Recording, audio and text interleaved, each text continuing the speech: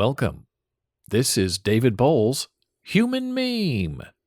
Today's topic, the case of the mysterious PhD line caper. I have been fortunate most of my adult life to be successfully self-employed most of the time as a writer and teacher and publisher and performer.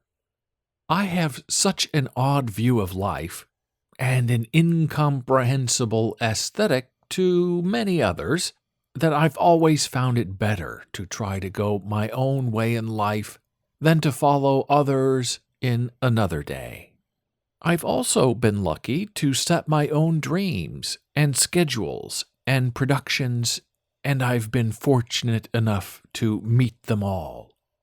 I have, however, had a taste of the 9-to-5 life, as well as the terrible adjunct teaching conundrum, where excellent minds are treated like third world viruses.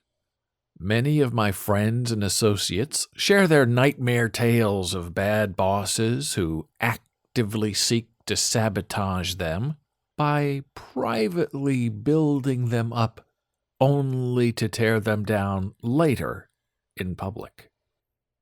I am unfortunately reminded of a certain sabotage when it came to filling a teaching position at a major East Coast university.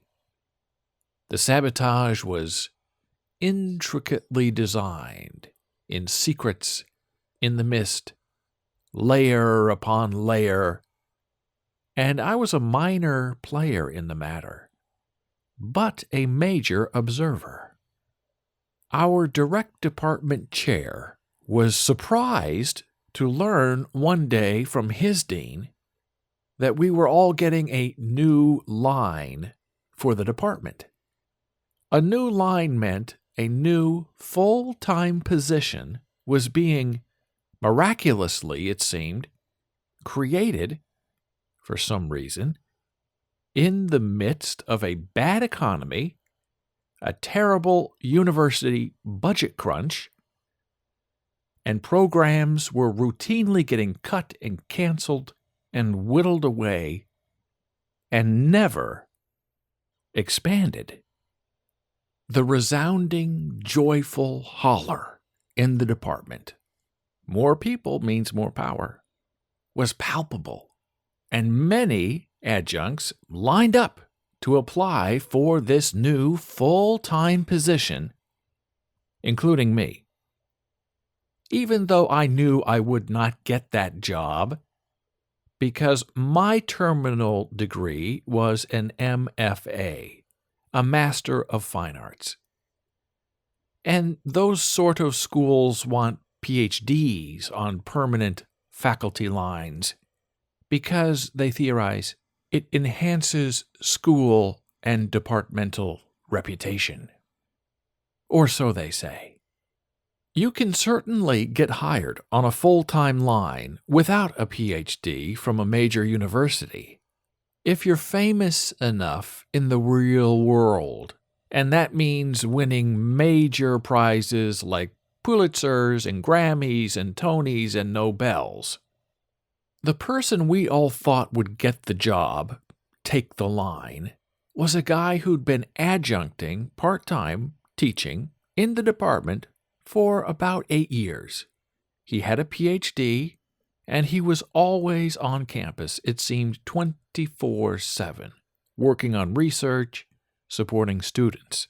That fellow became a friend of mine, and I went to him often, asked advice. We had lots of good talks. And I eventually sought out his advice on me applying for this job. I wanted his permission, and I made it clear I understood I would not get the job. I just wanted to see what this experience was like. And my new friend understood. He gave me his blessing, go for it, and I started the process. The department chair was delighted I, too, was applying. Remember, more people, more power. and he gave me some excellent insight and guidance into this hiring process. I had to create an application package and rebuild my CV and include publishing credits and copies of my books. And it was all much harder than I was prepared for. And if I knew then what I didn't know then, I probably would not have started the process just because it was inherently and by design Sisyphean. My friend also applied, and since he'd been applying for PhD positions anywhere and everywhere across the country, he had everything prepped and ready to go. All of us in the department knew our friend was getting the job. The slot was his. He'd earned it through excellent teaching, and he had a great rapport with the students. So we all applied, and we waited, and we waited, and we all heard nothing. There were no committee interviews, no phone calls, no letters, no forward process. We just waited. For weeks, we waited. Now, this was an openly advertised position that had interest across the world, and there were many applicants from across the world. Still, nothing. Then, a few more weeks later, something odd and curious happened. There was an announcement from the dean's office. The position was filled. The line was closed. The open slot was no more. I didn't get the job. My friend did not get the job. Who got the job? Nobody knew anything about the person who got the job. We were all confused, even our chair. It was all over before it began. It turns out, nothing new here, that a certain dean of a certain college in the university wanted to hire a certain woman professor to lead a certain department other than ours. That certain woman professor had a great international reputation. She was well published. She was considered a star in the narrow community of sometime scholarship. In order to lure her away from her current lucrative tenure-safe job at a different university, the dean at our university had to create an enticing package for her. More salary, more research money, more independence, not as much teaching, and, as it turned out, a full-time, tenure-level teaching spot for her PhD-holding husband in our department. Myaha! Now we knew the how and the why of the magical PhD line that took everyone by surprise in our department. That new hiring line was not about excellence or serving to help move up the current adjunct faculty into a new time position. This was all politics and old boy networking and backslapping favor-doing in order to get stuff done. Our chair was apoplectic and told us that he'd been lied to, pretty much misled by his dean. And yet his dean said he'd been lied to and misled by those above him. And it was all a giant Caucasian chalk circle of the highest lowdown. I had no real dog in the game. I knew I would not get the job, and I was happy I tried to get into the process, to understand it from the inside, and I got a good taste of the real underbelly of mainstream academe. However, my friend was crushed. He'd been pretty much guaranteed that slot by those who were supposed to know, and by those who had purposefully been left out of the loop. My friend felt he had no choice but to resign his adjunct position immediately, and who could blame him after that fateful humiliation? He consulted with the adjunct union, and the union admitted the whole thing was kind of a scam.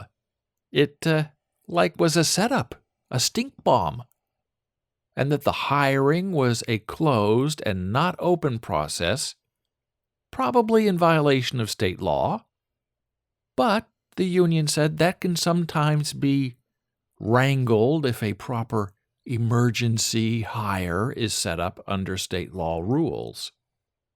And the adjunct union said, while my friend could fight the hire, in the end, the union said a university can hire the person they want. Our chair quickly got over his disappointment in being lied to. He now had a full-time faculty member, remember, more people, more power, who could help him and do more work, and that all meant not as much work for the chair.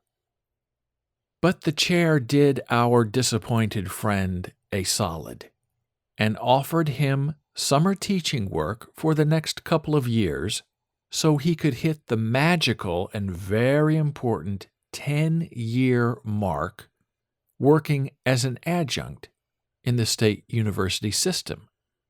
Then, after a decade of teaching part-time, he would be able to participate in some small way in the state university retirement system.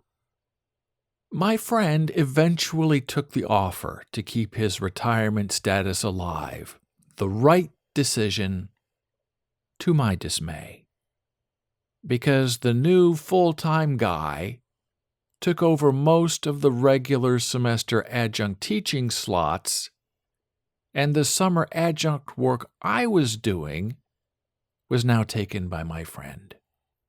First in, first out.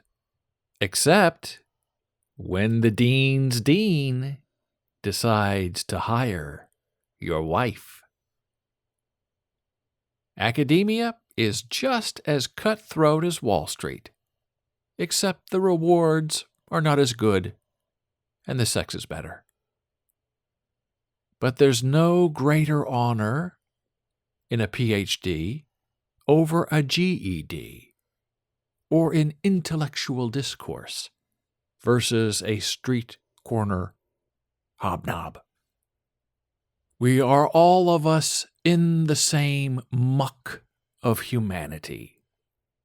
We are all sinners in the same garden. But some of us claim to be more honorable and cleaner than others. And when you hear that sort of status clawing, just remember, merits don't matter in a meritocracy.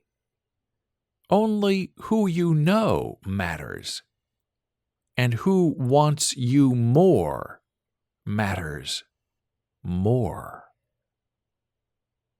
Thank you for listening. Be a human meme.